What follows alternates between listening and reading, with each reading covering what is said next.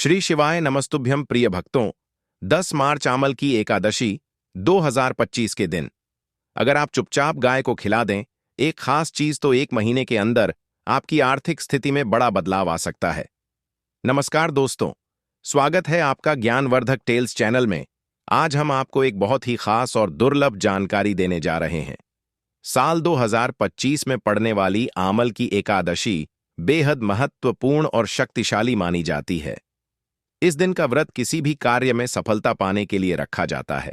यदि आप पूजा पाठ करने के साथ साथ गौ माता से जुड़ा यह सरल उपाय कर लेते हैं तो भगवान श्री हरि विष्णु और माता लक्ष्मी की असीम कृपा आप पर बनी रहेगी और आर्थिक समृद्धि प्राप्त होगी।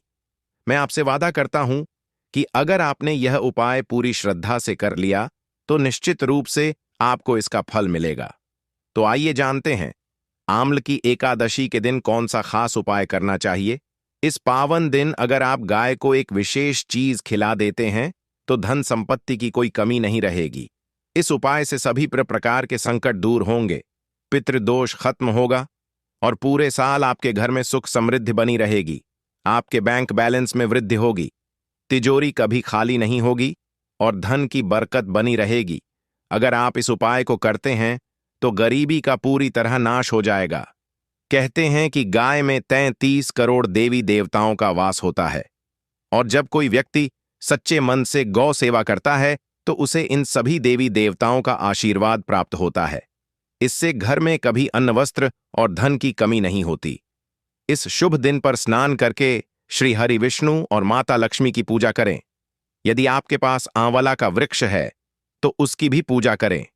अगर आंवला उपलब्ध ना हो तो तुलसी के पौधे की पूजा भी की जा सकती है। हिंदू सनातन धर्म में कई एकादशां होती हैं, लेकिन माघ माह 2025 में पड़ने वाली आमल की एकादशी को सर्वश्रेष्ठ माना गया है। इस दिन दुनिया भर के भक्तजन व्रत रखते हैं और श्रद्धा के साथ पूजा अर्चना करते हैं। तो दोस्तों, अगर आप इस दिन गौ माता के लिए यह सरल लेकिन बेहद प्रभावी उपाय कर लेते हैं तो निश्चित ही आपके जीवन में धन वैभव और सुख शांति बनी रहेगी। गौ माता की पूजा की जाती है, लेकिन इनमें सबसे अधिक महत्व आमल की एकादशी का माना जाता है। शास्त्रों और वेद पुराणों में साफ लिखा गया है कि इस महीने की एकादशी यानी आमल की एकादशी भगवान श्री हरि विष्णु, धन की देवी माता लक्ष्मी और कुबेर देवता का आशीर्वाद प्राप्त करने का सबसे शुभ अवसर होता है। इस दिन भगवान विष्णु और माता लक्ष्मी प्रसन्न होते हैं और अपने भक्तों पर कृपा बसाते हैं।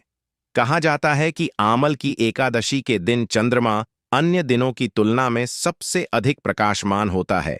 इस दिन श्री हरि विष्णु और माता लक्ष्मी की पूजा की जाती है तथा सूर्य देव को अर्घ्य दिया जाता है। महिलाएं आमल की एकादशी का व्रत रखती हैं, आंवला वृक्ष की परिक्रमा करती हैं और विधिपूर्वक पूजा संपन्न करती हैं। वे भगवान विष्णु और माता लक्ष्मी को भोग अर्पित कर अपना व्रत पूर्ण करती हैं। इससे भगवान विष्णु और माता लक्ष्मी प्रसन्न होते हैं और महिलाओं को संतान सुख एवं उनके दीर्घायु जीवन का आशीर्वाद देते हैं। अगर आपकी कुंडली में चंद्र ग्रह की स्थिति शुभ है तो आपका भाग्य सदैव आपका साथ देता है। जिस भी कार्य की आप शुरुआत करते हैं उसमें सफलता मिलने की संभावना बढ़ जाती है। यही कारण है कि आमल की एकादशी को हिंदू सनातन धर्म में विशेष महत्व दिया गया है। आपको जानकारी के लिए बता दें कि 10 मार्च को आमल की एकादशी के दिन 52 शुभ योग बन रहे हैं। कई वर्षों के बाद चंद्रमा इतनी तेज रोशनी देगा जितनी उसने पहले कभी नहीं दी। यह 100 वर्षों में बनने वाला एक दुर्लभ संयोग है। इस दिन लक्ष्मी योग, ग्रह योग, नक्षत्र योग और अमृत सिद्धि योग जैसे कई शुभ योगों का निर्माण हो रहा है। आम्ल की एकादशी के दिन पूरे दिन व्रत करना चाहिए और श्री हरि विष्णु तथा माता लक्ष्मी का आशीर्वाद प्राप्त करना चाहिए। इस पावन तिथि पर ब्रह्म मुहूर्त में उठकर स्नान करना आवश्यक होता है। इस दिन अगर आप ज्योतिष और तंत्र शास्त्र के अनुसार एक विशेष गौ माता से जुड़ा उपाय विधिपूर्वक कर लेते हैं तो भगवान भन विष्णु और माता लक्ष्मी का असीम आशीर्वाद आपको प्राप्त होगा। इस उपाय से आपके नवग्रह अनुकूल हो जाएंगे और आपका भाग्य आपके पक्ष में काम करने लगेगा। आपके राहु केतु की दशा ठीक हो जाएगी, क्योंकि एक व्यक्ति के भाग्य पर राहु और केतु का प्रभाव होता है। लेकिन इनका नियंत्रण भगवान श्री हरि विष्णु के हाथों में होता है। इस उपाय को करने से आपके जीवन में धन आने लगेगा और आर्थिक परेशानियां धीरे धीरे समाप्त हो जाएंगी। यदि माता लक्ष्मी किसी व्यक्ति पर कृपा कर दें तो उसे सफल होने से कोई नहीं रोक सकता। अब आप सोच रहे होंगे कि ऐसा कौन सा उपाय करें जिससे भगवान विष्णु और माता लक्ष्मी का आशीर्वाद प्राप्त हो। दोस्तों, आपने देखा होगा कि जब भी घर में दिवाली, धनतेरस या किसी एकादशी की पूजा होती है तो गौ माता की पूजा जरूर की जाती है और उन्हें भोग अर्पित किया जाता है, भले ही थोड़ा ही सही, लेकिन लोग गौ माता को प्रसाद जरूर खिलाते हैं, जैसे 2 पूढ़ी या अन्य भोजन। इस उपाय को 10 मार्च 2025 को आमल की एकादशी के दिन करना चाहिए। इस दिन सूर्यदेव को अर्घ्य देना चाहिए और विधि विधान से पूजा करनी चाहिए। साथ ही आंवला के पेड़ की परिक्रमा अवश्य करनी चाहिए। जो भी भोग बनाया गया है उसे किसी पवित्र नदी के घाट पर अर्पित करें और आंवला के पेड़ के नीचे घी का दीपक जलाएं। आंवला के पेड़ की 7 बार परिक्रमा करना आवश्यक है, लेकिन यदि संभव हो तो 21 परिक्रमा करें, क्योंकि आंवला के वृक्ष में साक्षात भगवान विष्णु और माता लक्ष्मी का वास माना जाता है। यह बहुत ही सरल और प्रभावी उपाय है। तो दोस्तों, इस उपाय से आपके घर में सदैव धन धान्य की भरपूर होता बनी रहेगी और जीवन के सभी दुख, दर्द और संकट समाप्त हो जाएंगे। इस वीडियो में हम आपको एक खास और महत्वपूर्ण चीज के बारे में बताएंगे जिसे आमल की एकादशी के दिन गौ माता को अवश्य खिलाना चाहिए। इसलिए वीडियो को पूरा ध्यान से देखें। यदि आप इसे बीच बीच में छोड़कर देखेंगे या अधूरी जानकारी लेंगे तो इसका लाभ नहीं मिलेगा और पूजा का फल भी प्राप्त नहीं होगा। भगवान श्री हरि विष्णु और माता लक्ष्मी का आशीर्वाद पाने के लिए इस उपाय को विधिपूर्वक करें। इस वीडियो में हम आपको गौ माता से जुड़े कुछ ऐसे उपाय बताने जा रहे हैं जिनसे आपके जीवन के सभी संकट दूर होंगे और हर प्रकार की बाधा समाप्त होगी। आपके जीवन में अपार धन संपत्ति आएगी और आर्थिक परेशानियों से हमेशा के लिए मुक्ति मिलेगी। यदि आप इस उपाय को सही तरीके से करेंगे तो आपकी किस्मत चमक उठेगी और धन प्राप्ति के योग्य बन जाएंगे और जीवन में सदैव धन धान्य की भरपूर होता बनी रहेगी। आपके घर में कभी भी धन और वस्त्र की कमी नहीं होगी। तो दोस्तों, यदि आपने अब तक कमेंट में जय गौ माता, जय श्री हरि विष्णु और जय माता लक्ष्मी नहीं लिखा है तो अवश्य लिखें। आज की इस वीडियो को पूरा देखें, क्योंकि यदि आप चाहते हैं कि आपके परिवार पर सदैव गौ माता की कृपा बनी रहे, पितरों का आशीर्वाद प्राप्त हो और देवी देवताओं की कृपा बरसे, तो यह वीडियो आपके लिए बहुत लाभदायक साबित होगी। यह एक दुर्लभ संयोग है जो पूरे 500 वर्षों के बाद आया है। यदि आप इस अवसर का लाभ उठाना चाहते हैं और यह सुनिश्चित करना चाहते हैं कि आपकी 7 पीढ़ियों तक कोई आर्थिक परेशानी ना हो, तो इस वीडियो को ध्यान से देखें। वीडियो को आगे बढ़ाने से पहले आपसे अनुरोध है कि इसे लाइक करें और कमेंट बॉक्स में सच्चे मन से जय गौ माता जरूर लिखें। इससे गौ माता की कृपा आपके परिवार पर बनी रहेगी। साथ ही इस वीडियो को अधिक से अधिक लोगों तक शेयर करें ताकि वे भी इस जानकारी का लाभ उठा सकें और अपने जीवन में सुख समृद्धि प्राप्त कर सकें। आपको बता दें कि आमल की एकादशी के दिन तीर्थ यात्रा और स्नान बहुत फलदायी माना जाता है। यदि किसी कारणवश तीर्थ स्थल पर जाकर स्नान करना संभव ना हो तो घर पर स्नान करने वाले पानी में गंगा जल की कुछ बूंदें डालकर स्नान करें।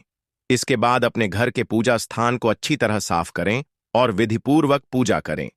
इसके बाद यदि संभव हो तो किसी पवित्र नदी के तट पर जाएं और सूर्य देव को अर्घ्य दें।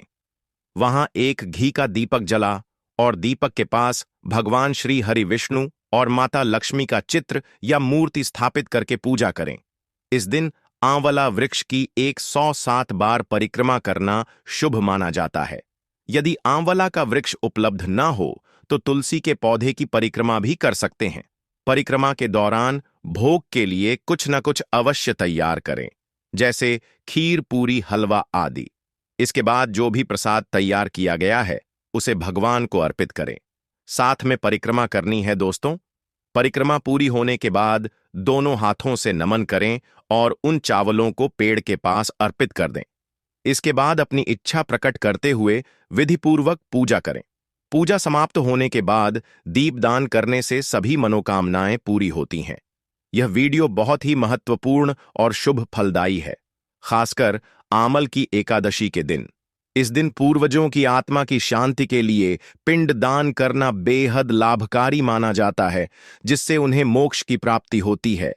इस वीडियो में हम आपको गौ माता से जुड़े ऐसे उपाय बताने वाले हैं जिनसे आपके जीवन के कष्ट, परेशानियां और बाधाएं समाप्त हो सकती हैं। साथ ही यदि आपको सफलता पाने में कोई अड़चन आ रही है तो वह भी दूर हो जाएगी। हम आपको यह ज्ञानवर्धक जानकारी निःशुल्क प्रदान कर रहे हैं, जबकि ऐसी बातें आमतौर पर पैसे लेकर बताई जाती हैं। लेकिन ज्ञानवर्धक टेल्स का उद्देश्य जनहित में सेवा करना है। इसलिए यदि आपको यह जानकारी उपयोगी लगती है तो इस वीडियो को लाइक जरूर करें। साथ ही आपसे अनुरोध है कि अपनी राशि कमेंट बॉक्स में जरूर लिखें, ताकि हम आपकी राशि के अनुसार कुछ विशेष उपाय बता सकें जिससे आपको अधिक लाभ हो। यदि राशि नहीं जानते तो अपना नाम भी लिख सकते हैं और साथ में जय गौ माता अवश्य लिखें। अब आपको आमल की एकादशी का एक बहुत ही प्रभावशाली उपाय बताते हैं जिसे करना बेहद शुभ माना जाता है। इस उपाय को करने से पहले इसे लायक जरूर करें। शाम के समय आंवला के पेड़ के नीचे सरसों के तेल का चौमुखी दीपक जलाना है। दीपक आटे का बनाएं और उसमें लाल कलावे की 4 बातियां बांध उसमें 2 साबुत लौंग डाल दें। इसके बाद अपनी मनोकामना मन में कहें और दीपक को वहीं जलता हुआ छोड़ दें। इस उपाय से आपके जीवन में चमत्कारी परिवर्तन देखने को मिलेगा। यदि आपने अभी तक ज्ञानवर्धक टेल्स को सब्सक्राइब नहीं किया है तो अवश्य करें, ताकि आपको आगे भी ऐसी ज्ञानवर्धक जानकारी सबसे पहले मिल सके। यह गौ माता से जुड़ा उपाय अत्यधिक प्रभावशाली है, इसलिए इसे अवश्य अपनाएं। बहुत ही लाभकारी उपाय बताया गया है जो आपको अवश्य लाभ देगा। अब बात करें गौ माता से जुड़े उन उपायों की जिन्हें करने से व्यक्ति को 7 पीढ़ियों तक धन संपत्ति की कमी नहीं होती, सभी दुख, दर्द और कष्ट दूर हो जाते हैं और सुख समृद्धि बढ़ती है। आमल की एकादशी के दिन गौ माता की पूजा अवश्य करनी चाहिए। जो भोग इस दिन के लिए बनाया गया हो उसमें से 2 पूरियां गाय को जरूर खिलाएं। सूखी पूरी ना खिलाकर उसके ऊपर मिठाई, सब्जी या हलवा रखें। अगर पूजा के दौरान आप वहां उपस्थित ना हो पाएं तो पूजा की थाली से 2 पूरियां अलग निकालकर रख लें और जैसे ही कोई गाय दिखाई दे उसे खिला दें। इसके बाद अपनी मनोकामना मन में कहकर गौ माता को प्रणाम करें। हर शुभ कार्य में गौ माता या उनसे जुड़ी चीजों जैसे गोबर, गोमूत्र, दूध या घी का उपयोग जरूर करना चाहिए। इससे पुण्य की प्राप्ति होती है। सनातन परंपरा के अनुसार जिस घर में गाय होती है वहां के सभी वास्तु दोष स्वतः समाप्त हो जाते हैं। बिना पंचगव्य के कोई भी पूजा पाठ या हवन पूर्ण नहीं होता। अगर संभव हो तो इस महीने में कम से कम एक अपने परिवार के साथ गौशाला अवश्य जाएं और वहां गायों को हरा चारा खिलाएं। इससे सभी प्रकार के वास्तु दोष शांत हो जाते हैं। ज्ञानवर्धक टेल्स कभी भी गलत जानकारी नहीं देता। हमारे द्वारा बताए गए सभी नियम यदि विधिपूर्वक किए जाएं तो वे 100% प्रभावशाली सिद्ध होते हैं और दोषों का निवारण करते हैं।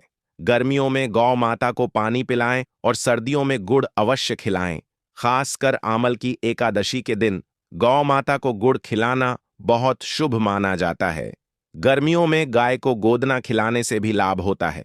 गौ माता से कई शुभ और अशुभ संकेत भी जुड़े होते हैं। यदि दूध धोते समय गाय अचानक ठोकर मारकर दूध गिरा दे तो यह अशुभ संकेत माना जाता है।